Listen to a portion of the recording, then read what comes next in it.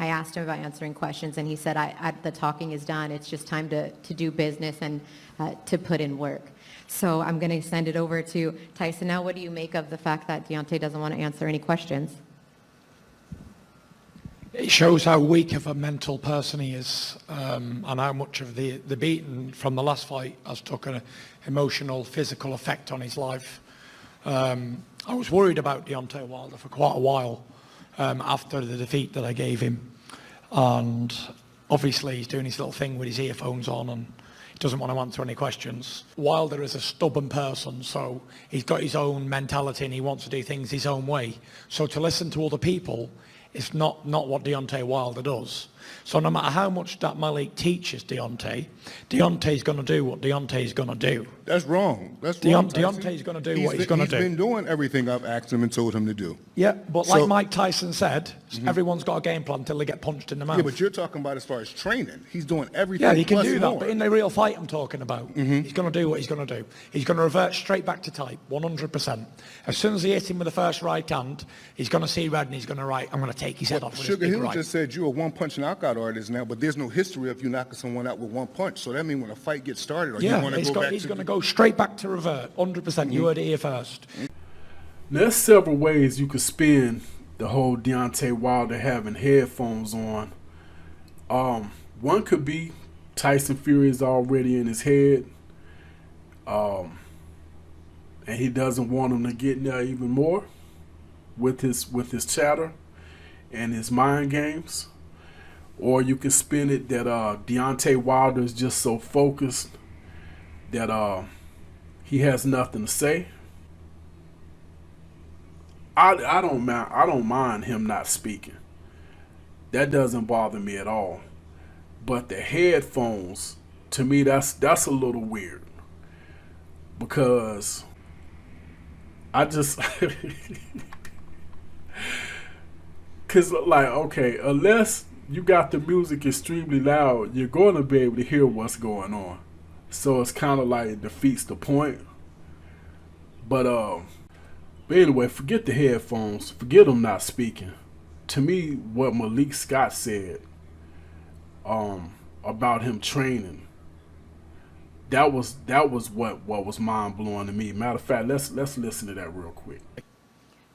Malik, with Tyson saying he's got to do something differently to get a different outcome, what is that you think that he needs to do differently when you look down and break down film? Well, when I look and break down film, I know you study. You're a student of the game as well. So. I don't feel as though this is not a thing of like so many different things Deontay have to do, because in my opinion, he wasn't able to do anything in the last fight. So it's about the mental adjustments he's made to the craft. And I think that's going to pay big dividends for him when you're in with a guy like Tyson Fury. You get what I'm trying to say? A lot of people have been seeing me and Deontay work, and they say, oh, they never seen him do this. They never seen him do that. These people haven't been seeing him in the... Now, I'm going to be honest. To me, that was more alarming than him having them headphones on. Because if Deontay Wilder has been doing a lot of this stuff that we've been seeing recently in his training videos, how come we haven't seen him do it in fights? That's not a good sign for me. Now, I ain't trying to make no prediction of what's going to happen, but to me, that is not a good sign. If this is indeed stuff that he's been doing, where was it at in some of these old fights? I mean, I could think of a couple off the top of the dome. The dual pause fight. Where was the footwork? I mean, now don't get me wrong. By Wilder standards, he actually showed a little bit of footwork and a little bit of movement, but some sidestepping and whatnot, I'll give him that. But that's not what I saw him doing in training. He looked more athletic. He showed more, the ability to step to the side. And now, ironically enough, I thought this was one of Wilder's more entertaining fights. But at the same time, once again, where's the head movement? Where's the foot movement? You know, the footwork. Look how much more fluid he looks compared to what we see in the dual pause fight. I mean, that's the head movement, the slipping. He looks comfortable. I mean, I'm just saying, but let's look at some more. Let's look at him versus Arthur Spilker. Now, ironically enough, in this fight, he actually did try to, use some defensive tactics. Now, I'll give him this.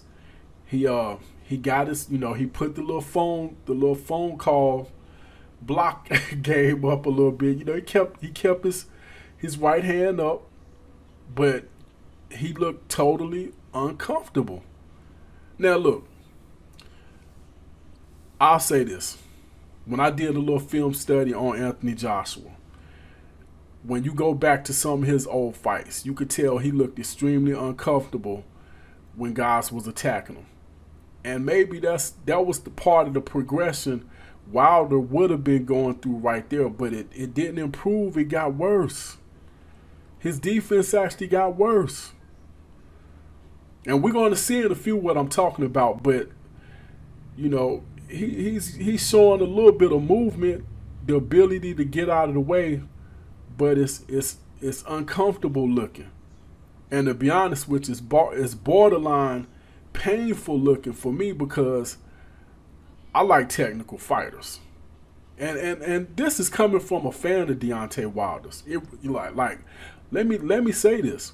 And sorry to my UK fans, but I'm rooting for Deontay Wilder. He's an American heavyweight. Why wouldn't I? I mean, I don't like having to watch heavyweight fights for the title at 2:00 in the afternoon. That's crazy to me. That's just, that feels weird, or having to watch it on Sundays and stuff like that. It don't feel right. So yes, I'm rooting for Deontay Wilder, if not for anything other than the fact that he's an American. And a black American at that. Oh yeah, I'm rooting for him. But I'm not going to sit up here and lie. This ain't new media. This ain't old media. This is true media. And he does have deficiencies in his game. So once again, if Malik Scott is saying that the stuff that we see on these training videos is stuff that he did previously in training, then where was it at in these fights? No, like I said, this Spilker fight, he showed some head movement. He showed some ability to sidestep punches. He showed some ability to get his hands up and block. But like I said, this fight was like, what, 4 years ago, something like that? 5 maybe? I don't know at this point. But that should have been, we should have seen more progression. And that's offensively and defensively. Because now, look at his jab. He had moments in this fight where his jab looked great. I mean, it had a lot of snap to it.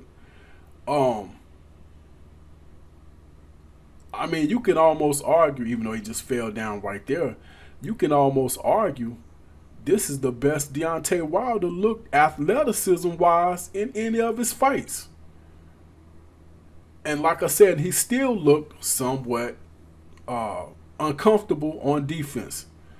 And Arthur Spilker actually, he did his part too, because he did show him some movement, but that was the final results. And see, but that was part of the problem. Because as long as Wilder could do that to people, I'm guaranteeing you, at some point somebody told that man, you ain't got to worry about all this other stuff. It had to be that way. Either that or he just got it in his head on his own. But let's look at one more fight, and that's him and King Kong Ortiz. So we can see if he regressed from the Spilker fight to the Ortiz second fight. All right.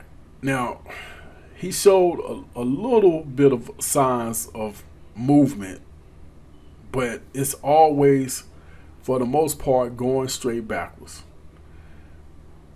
Back and straight up. Was able to slip that right there, but straight backwards, stumbling with it a little bit, straight backwards. And by the way, I didn't edit this either, so you can't say this was me just playing with the tape or whatnot. But straight backwards, hands down, straight backwards, no sidestepping, no slipping punches, just going straight backwards. I'm surprised Ortiz didn't get a knockdown in this fight. Straight backwards, tried to sidestep a little bit, straight backwards, hands down. At least get that right hand up. I mean, where's the head movement? Where's the getting on your toes? See, because when you get on your toes and move a little bit, you make people have to reset. A lot of people can't throw, well, at least not with power, while they're on their toes. You know, they got to plant your feet to get that power shot in the way you really want to sit down on it. His jab looked hard. Oh my gosh. His jab looked non-existent in this fight. But that power, he got that eraser. I don't know. Like I said, I didn't want to go too long on the Ortiz fight because this video went a lot longer than what I wanted to. But I don't know. Like I said, I'm bothered by what Malik Scott said. Way more than I'm worried about some headphones. If you really been working on this stuff for the last 6 or 7 or however many years, I'm not even going to say his whole career. I'm just going to say the last, since he's been a champion, it should have been more improvement, man. So anyway, that's pretty much all I got this head busting boxes on Fight Doctor. Hit that like button, hit that share button, hit that subscribe button, hit that notification bell. Hit me up in the comment section. Let me know. What were you bothered more by? The fact that he wouldn't talk, or the fact that Malik Scott said that this is stuff he's been doing? I'm stunned by that. And now look, I've seen plenty of his training videos. Half the stuff I've seen him doing in these new Malik Scott training videos, I have never seen him do. But I wasn't there in person, so I can only go by what the videos showed me. But if that is the case, that is not a good sign. But that's pretty much all I got this head busting boxings on Fight Doctor. I am out.